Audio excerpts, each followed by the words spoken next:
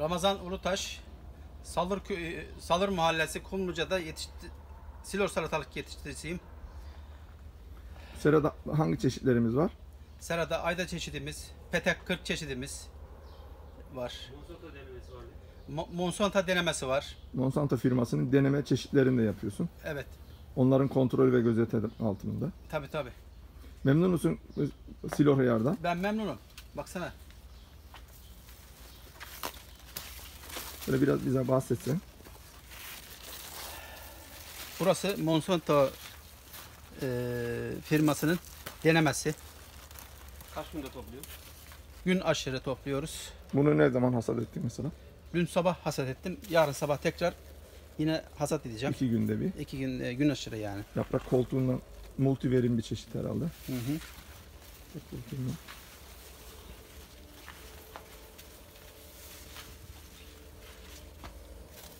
Öbür tarafa mı gider neyse ya.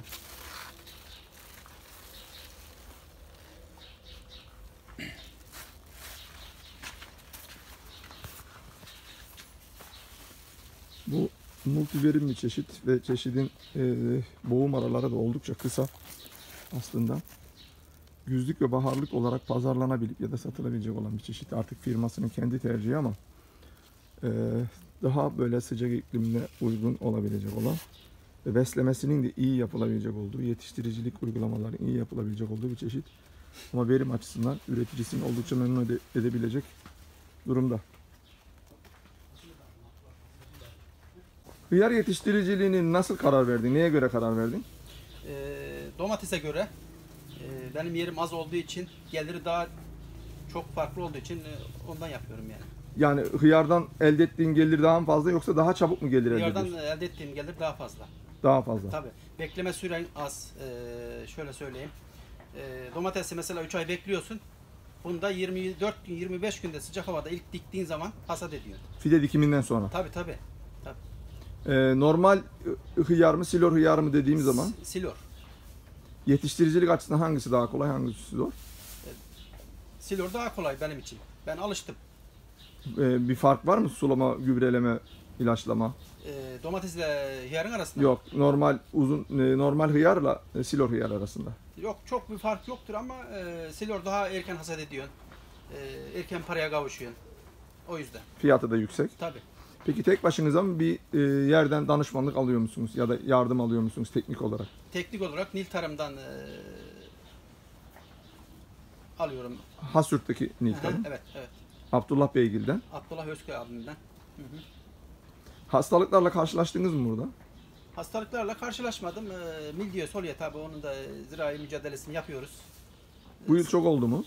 Bu yıl çok olmadı. Sadece beyaz sinekte bir sıkıntı var. Virüsle ilgili. İşte onları Mücadele etmesi zor oldu herhalde. tabii.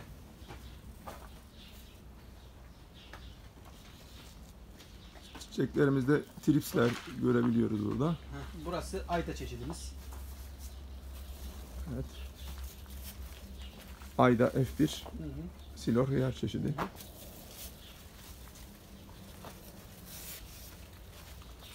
Ne kadar alanda üretim yapıyorsunuz şu anda? 1700 metrekare.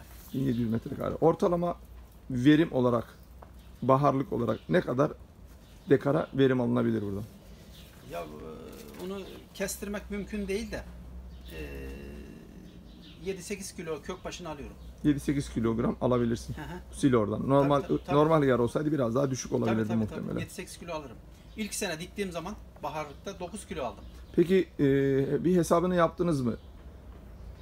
Bitki başına ya da bir hıyar kilo başına ne kadar masraf edilir üretim boyunca? Onu hesaplamadım.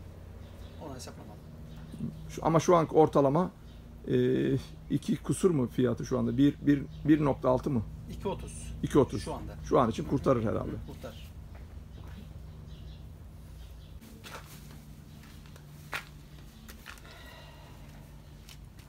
Budaması geç mi kaldı? Biraz daha var mı? Yok budamam ben hiç. Baharda hiç budamam. Teknik olarak budama yapmıyorsun. Yapmam. Neden? Güzlükte de yapmam. Bunun tercihi? Tercihim baharlıkta çabuk su sürer, gölge olmadığı için ondan nemli dursun diye budamam. Toprağın üzeri nemli Tabii, bulunsun tabii, diye. tabii. Hastalıklı yaprak olsa alırsın ama. Tabii. Yok, hastalık yok zaten ya. Aşağıda var ya. Ya onlar Onlar da normal yani. bu kadar olacak. Sezonun sonu gelmiş. Yüzük altı çeşitler hocam. Çok bozmak olsun yaprak almaz. Ben gözlükte de almam Abdullah abi. Yani genelde. Aldığım zaman da şöyle ucundan alırım abi. Bitkilerin bu kısımlarında, yapraklarında bazı kurulmalar, sararmalar var. Bakıldığı zaman beyaz sinekler, bazı hastalıklar, özellikle seranın kıyı kısmında bu taraf aynı zamanda. Bundan dolayı oluşan bazı zararlar var. Çok multiverim bir çeşit olduğundan dolayı meyvelerde zaman zaman sararmalar meydana gelebilir. Bunun sebebi bitkinin bunu besleyememesi. Yani burada sulama ve gübreleme işini çok teknik yapmak lazım. Boğum arası bu kadar sık ve multiverim bir çeşitte. Bir önceki seranın öbür tarafındaki bitkilerde her yaprak koltuğundan burada da var. 4 tane 5 tane meyve oluşmuş. Bunları besletip hasat etmek birazcık çiftçiliğinin, üreticiliğin, yetiştiricilik koşullarının iyi yapılması gerekiyor. Buradaki üreticimiz oldukça bilinçli bir üretici. Teknik olarak bunu yapabiliyor. Sera içerisinde çok fazla sulama, gübreleme dengesizliğinden bazı problemler ortaya çıkabiliyor. Üreticimiz alttaki yapraklar sararmasına, kurulmasına rağmen yaşlanmış olan yaprakları budamayı tercih etmiyor. Sebebi de seranın çatı havalandırması, yan havalandırmaları iyi. Havalandırmadan kaynaklı olarak eğer yaprakları alırsam havalanmadan dolayı, güneşten dolayı yaprak aralarındaki nem kurur. Sürekli sulamaya ihtiyaç duyarım ve besleme dengesini bozarım diye kendince edinmiş olduğu bir tecrübeyi ziraat mühendislerinden de destek alarak uygulamaya çalışıyor. Üretici koşullarında nasıl bir ısıtma yapıyorsunuz diye burada bir sobanızı gördük. Buna bir anlatır mısınız bize? Kömürlü Özüreksan Limited şirketinin imalatından imalat yapmış olduğu sobayı aldım. Kömürlü. Derece düştüğü zaman kendisi ateşleyebilen otomatik olarak. Biz tabii kömürünü koyup üzerine tutacağı şekilde rezistansla taşıyor. Şu sera sıcaklığını gösteriyor. Bu kazan sıcaklığını gösteriyor. Bu da nem duyarlı.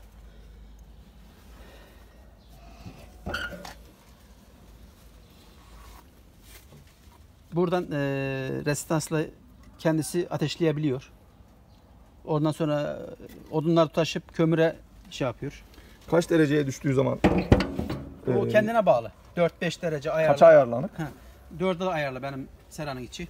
4'e düştüğü zaman? 4'e düştüğü zaman kendisi ateşliyor. Rezistans çırayı yakıyor. Tabii, çıra diğer kısımları yakıyor. Aynen. Yapıyor. Bir de bu seranın üzerinde bir gölge ısıtma ile ilgili bir perde perdesi var. çekmişsiniz herhalde. Hı. Onu biraz daha alttan olduğu bir yerden çekelim. Üreticimiz aslında ısı perdesini de oluşturmuş. Nemlendirme için artık teknolojiyi kullanıyor üreticilerimiz. Nemlendirme için kullandığı, bu da ısı perdesi olarak kullanılabilecek olan bir materyali yapmış. Ama bu yıl plastik fiyatından kaçarak yapmamış ama gelecek yıl için bunu da kullanmaya devam edeceğini söylüyor. Aparatını yerleştirmiş bu şekilde. Silor hıyar yetiştirmek isteyenlere tavsiye eder misin? Ederim. Yani kazancınız bol, bereketli olsun. Domatese göre, bana göre Silor'un getirisi daha fazla. Onun için tavsiye ederim. Sezonda 1700 metrekare yerden 130 milyar para aldım geçen yıl. Bu yılı tam hesaplamadım. Güzlük mü baharlık mı? Güzlük baharlık. Toplamda? Toplamda 130 milyar. 1700 metrekare yerden kazancım var. Onun için dikilmesini tavsiye ederim.